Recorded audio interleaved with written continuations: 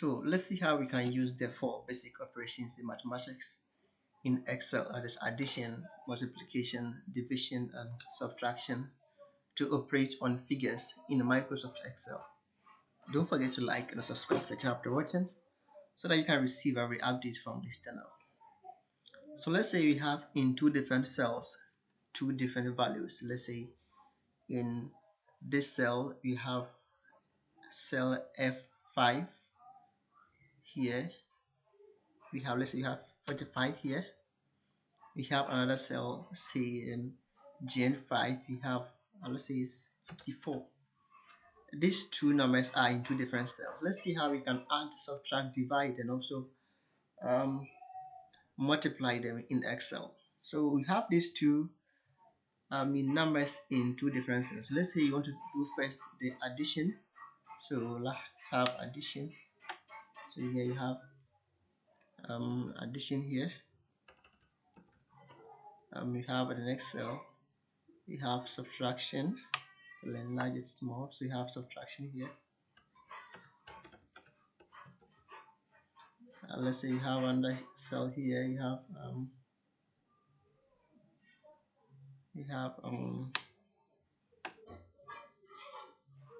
have here division.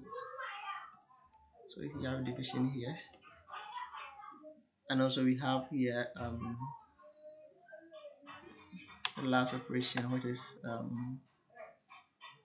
multiplication. So you have multiplication here. So let's see how we can use the 4 basic operations on this 2 given figures. So we have this one. How can we add these 2 figures in Excel? So to add these 2 figures in Excel, this cell or this figure is in cell number F5, and this one is in cell number G5. So to add this, you just have to come here and you press the equal to sign on your keyboard. Then you click on the cell containing the number of interest, which is F5. Click on this one, and that appears in the box you want to add, or put the answer in there.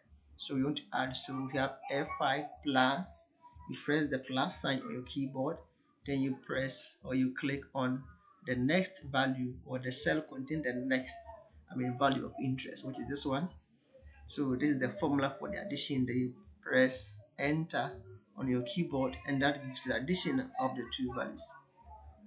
It's very simple. So let's see how you can use the subtraction. The same format. You press the equal to sign here, then you select the cell with the number, which is this, then you press minus sign on your keyboard, then you press the second cell with the second value, then you press enter, and that gives you the number of the subtraction. With the division, you press on the where you want to place the answer. So here is where you want to place the answer. So you press in there the equal to sign, then you press the cell F5, or you click on the cell, so you press the division sign on your keyboard, then you click on the next cell, which is this, then you press enter on your keyboard. Now for the multiplication, the same format. So press on equal to, you click on the cell, you press on multiplication sign, you click on the second cell, then you press and enter, and that gives a number. So depending on where you want to locate or put the number at, you click on that particular. Let's say you want to do the division, let's say in a particular cell here. Let's say in this cell you want to put the answer for the division here.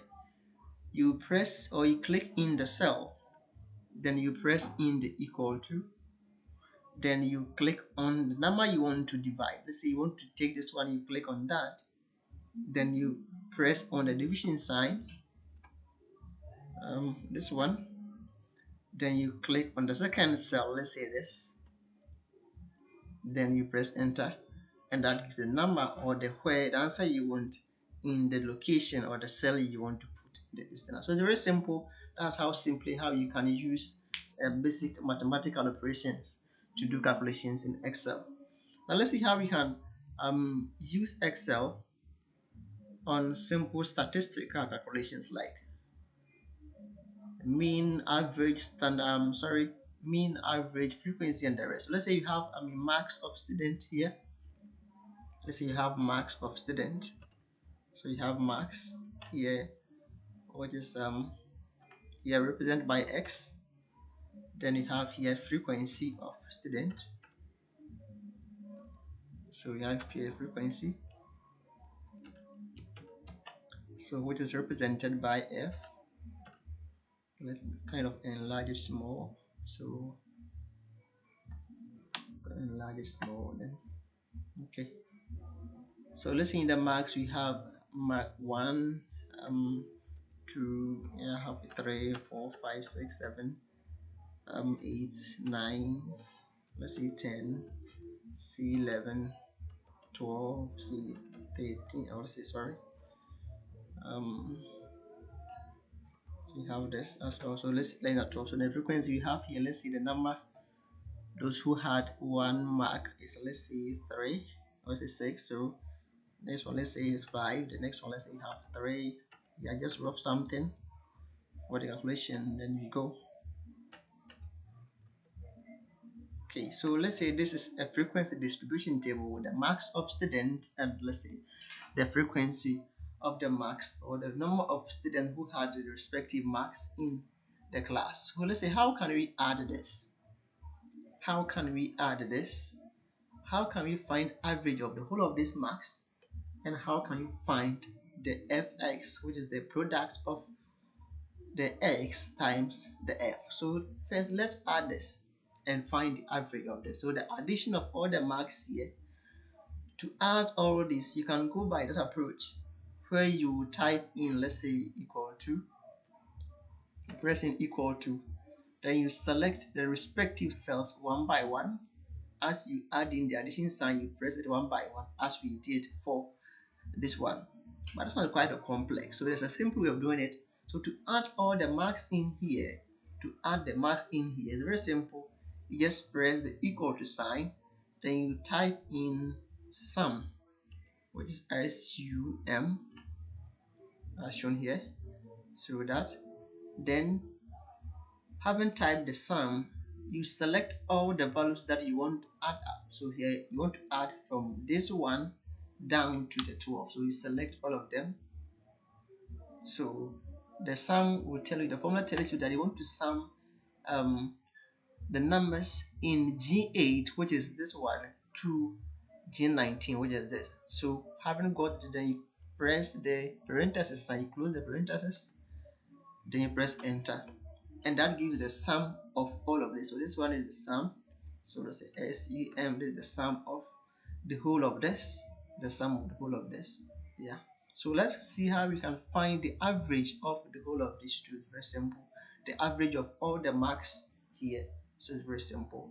Okay, I think you come in here as we did for the same thing. Just press equal to sign, then you type average.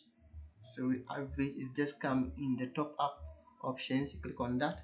Then once again you select all the cells that you want to find the average. This is the mean of the numbers. So here you have this one select. You select all the numbers to the 12. This. Okay, so let's think it goes over selected. So you select all of them to the 12. Then you close parentheses. Then you press enter. That gives you the average of all the marks here.